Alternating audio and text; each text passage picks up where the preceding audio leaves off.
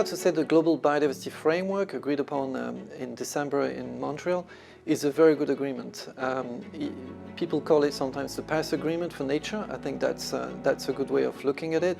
It has everything you need because it has a number of overarching goals, such as restoring and protecting 30% of the world's oceans and land by 2030, as well as a number of very specific targets, 23 targets actually, including some very specific targets for investors and corporates, such as disclosing risks and impact, double materiality, on nature. So it really gives investors an interesting roadmap to align investment flows with the goals of this agreement, much as what we've seen following the Paris Agreement, which really led to the creation of this sort of, investment alignment initiatives worldwide. However, the previous agreement, the Aichi targets, 20 targets, some of them quite similar to the 23 GBF targets, all of them were missed. So it still is just a commitment from governments that will then be turned into policy, that will then be turned into action by corporates, and then turned into investment initiatives, but it's not a done deal.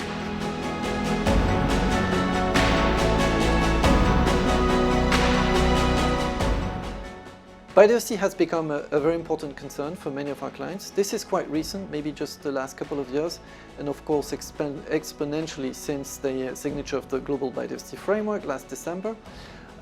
We have clients that ask us for, typical questions we get are, how can I finance solutions providers, so nature solutions providers? How can I reduce my impacts? How can I reduce my risks related to biodiversity and to ecosystem damage? How can I answer emerging regulatory requirements? How can I engage laggards? So we provide our clients with answers to some of those questions. Again, for MSCI, this is quite new. But actually, during the Montreal Kunming conference last December, we announced the launch of 2 new services. One for enabling clients to screen out deforestation in their investment, including supply chains, which is actually quite tricky to do, and one that enables clients to identify the extent to which they are investing in issuers present with problematic economic activities in very sensitive regions from a biodiversity standpoint.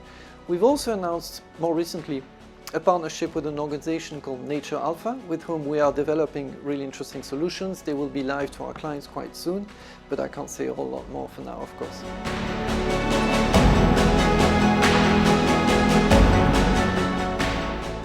Well, there's really 2 main reasons to attend conferences. One is the content, of course.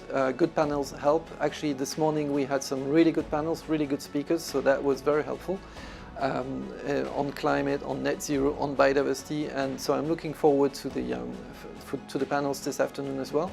The other reason, of course, is the networking, which is part of the job, and it's through meeting with peers, with partners, sometimes even with competitors, that you also learn a lot and you get ideas for what's going to happen tomorrow, what needs to be done.